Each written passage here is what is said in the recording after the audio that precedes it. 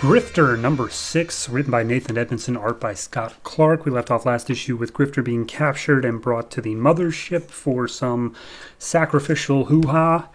And this issue picks up with Sophia running to, I think, take an airplane or maybe hijack an airplane, hard to tell, in order to basically fly up and try to find the UFO that they have been abducted up to. And a lot of this I'm just going to skim over because it's just your general third act, like, oh, here's the biggest moment of our heroes have to come through now or else they'll be doomed sort of stuff.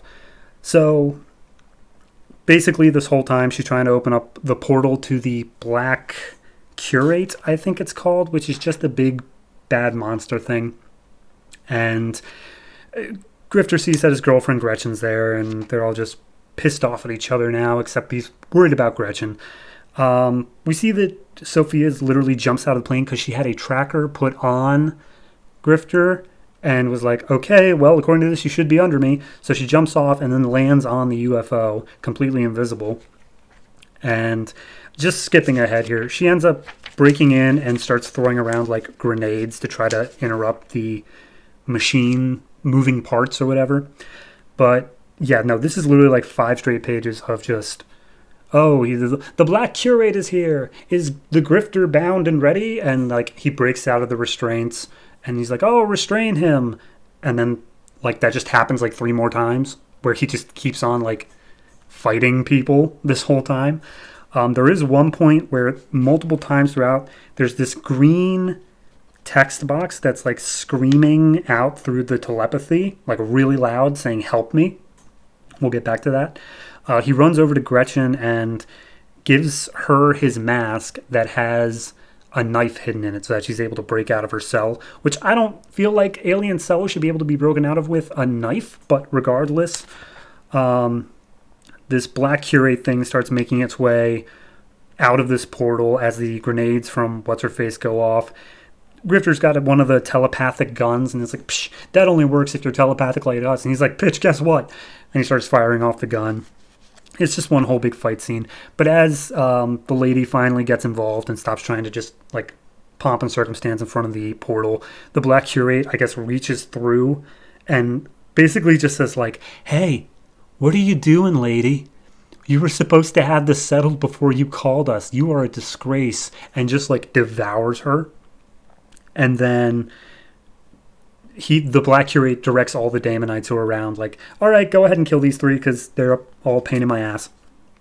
And at that point, I say these 3 because Sophia jumps in and she's throwing around grenades and basically everyone's just saying like, all right, we got to run, hurry up. And one of the grenades damages the portal and the Black Curate's just doing that thing at the end of the Tenacious D movie with the devil being sucked down at the portal. Just, no, I'll get you, Grifter.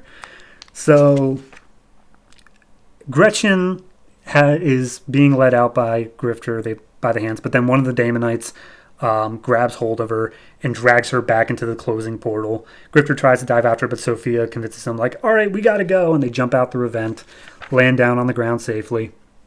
And Grifter just doubles down on his vows, like, you've taken my brother. Now you've taken the love of my life. I will have my revenge. But then that green circle goes off again, just screaming help in his head. And apparently in the Himalayas, something has happened. And the green voice is saying, come to me, help me, find me. And that's where we leave off. The Himalayas. Sure.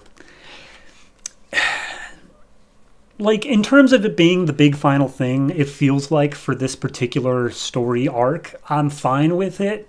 Like, it's this whole, okay, oh, huge bombastic, this thing's coming through, how evil is it?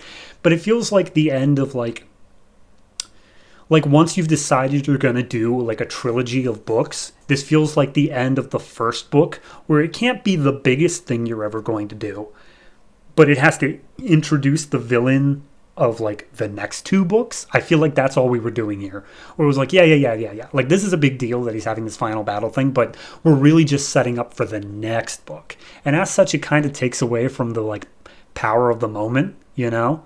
Where it's like, oh, they sealed the portal, but at what cost? Like, this was never going to be the end. You guys, I get that's a thing with comic books, but you should still write good arcs, you know? You still write satisfying stories instead of just the long form narrative. The character can be long form, but the individual stories should be satisfying in their own right. And it just feels like this was setting up for, like it's the end of Amazing Spider-Man 2, where they have the entire Secret Six or whatever, Sinister Six, just laid out there, like just assuming they'd get it. It's just like, all right, I guess, whatever. Overall, though, I'm going to give this one a 6. I think the art feels a little bit weird, but I'm pretty sure this is like... No, okay, this is a different artist than usual. But it blends in well, but something's off about it. I couldn't tell you specifically what. But yeah, no, it just feels like it cheapened its own ending for the sake of having a big bombastic ending. Where it was just like, yeah, well, we can't actually have him defeat all the Damonites right now, but we also need him to have some sort of victory, so he closed the portal. The end. It's like, all right, that's not an ending, though. Give me an ending to a story arc. But, hey, that's me. That's just what I think. So 6 for this. We'll see what the next part of this trilogy or quadrilogy or however long they're going is going to start with.